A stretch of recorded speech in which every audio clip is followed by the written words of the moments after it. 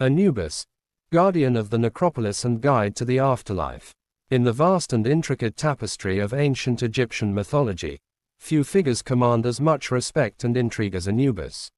With the striking visage of a jackal-headed man, he stood as a powerful deity, intimately connected with death, mummification, and the journey to the afterlife. His story is a long and winding one, evolving over millennia alongside the beliefs and practices of the ancient Egyptians. Origins and parentage. A tale of divine intrigue. The parentage of Anubis is shrouded in some mystery, with different accounts emerging throughout Egyptian history. In the earliest myths, he was sometimes associated with Ra, the sun god. However, the most prevalent and enduring narrative identifies him as the son of Nephthys, the goddess of morning and night, and Osiris, the god of the afterlife and resurrection. The circumstances of Anubis's birth are often described as a clandestine affair. Nephthys, married to the volatile god Set, was drawn to the radiant Osiris. In some versions, she disguised herself as Isis, Osiris's wife, to conceive Anubis. Fearing the wrath of Set, Nephthys abandoned her newborn son in the marshes. It was Isis, ever the devoted and resourceful goddess, who discovered the infant Anubis with the help of dogs and raised him as her own.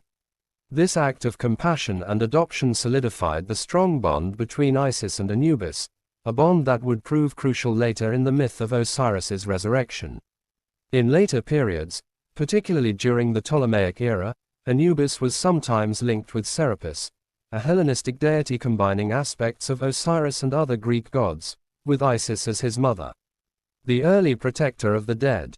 From the earliest dynasties of Egypt, Anubis held a prominent position as the god of the dead.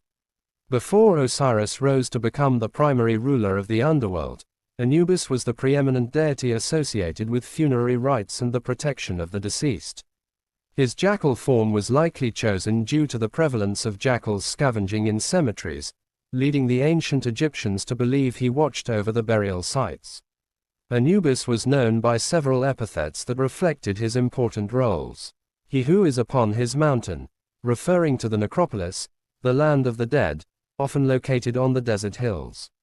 Lord of the sacred land, emphasizing his dominion over the burial grounds. Foremost of the Westerners, the West was traditionally associated with death as it was where the sun set.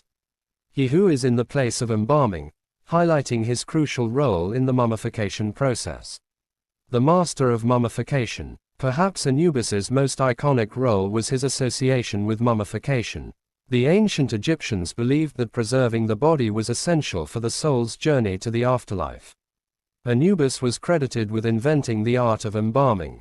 The myth recounts how, after Set murdered and dismembered Osiris, Anubis meticulously collected the scattered pieces of his father's body. With the help of Isis, he then carefully embalmed Osiris, wrapping him in linen bandages. This act of preservation allowed Osiris to be resurrected and become the king of the underworld. Because of this pivotal myth, Anubis became the patron god of embalmers. During the mummification process, priests wearing jackal masks would perform the sacred rites, symbolically embodying Anubis himself. They would cleanse the body, remove the internal organs, dry it with natron salts, and finally wrap it in layers of linen, ensuring the deceased was properly prepared for their journey into the afterlife. The weighing of the heart, judge of the dead.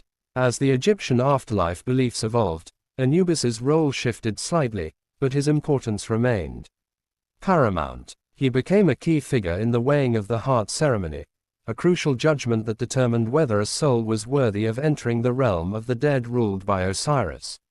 In this dramatic scene, depicted in numerous tomb paintings and papyri, Anubis would guide the soul of the deceased to the hall of Ma'at.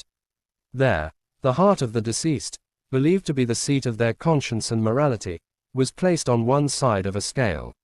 On the other side was the feather of Ma'at, the goddess of truth and justice.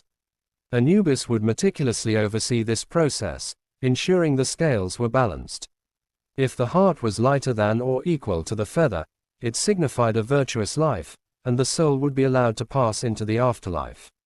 However, if the heart was heavier, weighed down by sin and wrongdoing, it would be thrown to the monstrous creature Ammit, the devourer of souls, who would consume it, condemning the soul to oblivion. In some depictions, Anubis is shown accompanied by Thoth, the god of wisdom and writing, who would record the results of the weighing. Other myths and associations. While his roles in mummification and the weighing of the heart are his most prominent, Anubis also appeared in other myths and had further associations. He was often depicted guiding the deceased through the perilous paths of the underworld, acting as a psychopomp, leading souls to their final judgment. Anubis was sometimes seen as a protector of tombs and cemeteries, warding off evil spirits and those who would desecrate the resting places of the dead. He was associated with the Imiad fetish, a headless animal skin hanging from a pole, the exact meaning of which remains debated but is often linked to funerary rituals and Anubis's presence in the embalming place. In some later traditions, Anubis was considered the father of Kabeshe, a serpent goddess associated with purification and the provision of water to the deceased. The rise of Osiris and a shift in roles. Over time, as the cult of Osiris grew in prominence, particularly during the Middle Kingdom, Osiris gradually took over the role of the primary ruler and judge of the afterlife. While Anubis's importance as the ultimate lord of the dead diminished, his crucial functions related to mummification and the initial stages of the soul's journey remained vital. He became seen as a loyal servant and helper of Osiris in the realm of the dead. Legacy and modern interpretations. Despite the shift in his primary role, Anubis never faded into obscurity. He remained a significant deity throughout Egyptian history, revered for his expertise in the transition from life to death and his role in ensuring a proper passage to the afterlife. His image, the jackal-headed god, is one of the most enduring and recognizable symbols of ancient Egypt. In modern times, Anubis continues to fascinate and inspire. He appears in countless books, films, and video games, often depicted as a mysterious and powerful figure associated with the afterlife and the supernatural. His image remains a potent reminder of the ancient Egyptian fascination with death and their elaborate beliefs about what lay beyond. Conclusion. Anubis, the jackal-headed god, stands as a testament to the rich and complex religious beliefs of ancient Egypt.